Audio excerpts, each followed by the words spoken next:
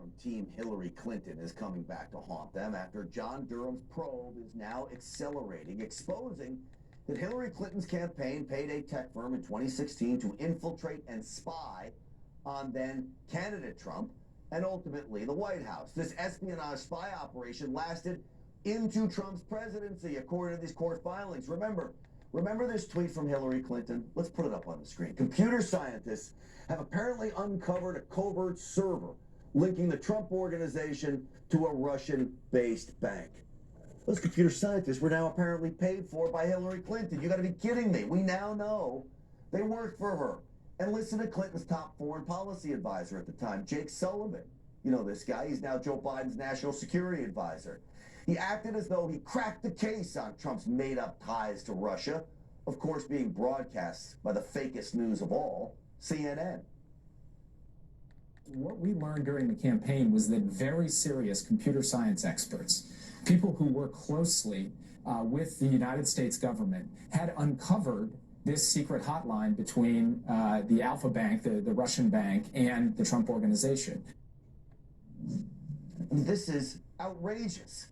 They're paying for it. He was working for the campaign. President Trump called this a witch hunt and a hoax back then, and he is right.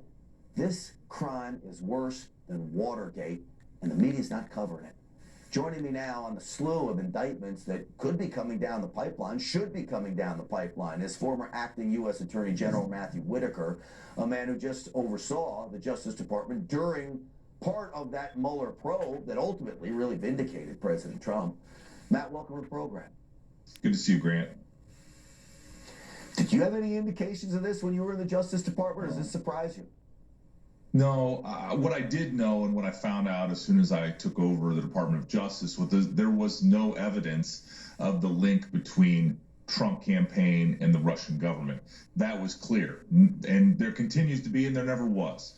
What is happening now is, and what is being uncovered is exactly what you're saying. It is a digital Watergate. There were original crimes, and then there was a cover-up. Jake Sullivan, Mr. Sussman, and others participated in what appears to me to be a conspiracy.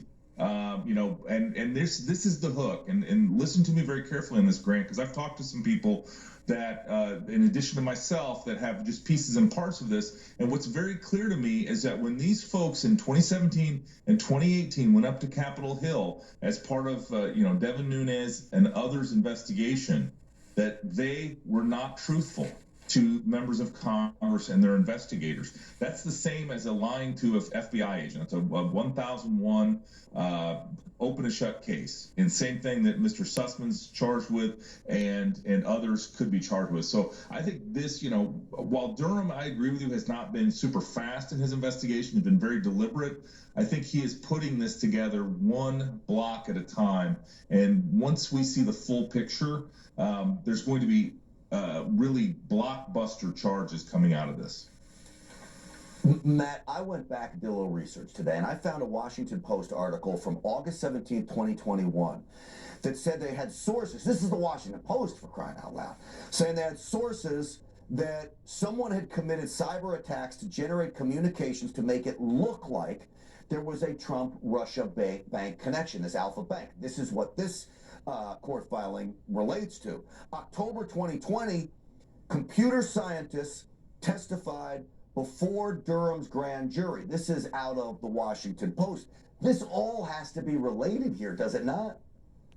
It is. And what you see is that they were spying on the internet traffic, the email traffic coming out of the Trump campaign and Trump Tower. And then ultimately they got access to, through this university, to the email traffic coming out of the executive office of the president. And again, all of that demonstrated that the president had no connections to the Russian government and that the Trump campaign did not coordinate with the Russian government. And so this is where they're, remember, we had 2+ years, maybe even 4 years of just constant barrage of the Russian collusion fable. There was never a single fact that supported any of that, and yet it was bombshell after bombshell. Grant, I know you, or just like me, you watched this in disbelief of the hyperventilating and the walls are closing in night after night. I lived it at the Department of Justice, and it came to be a big nothing. and it still is. Matt. And to your point, we need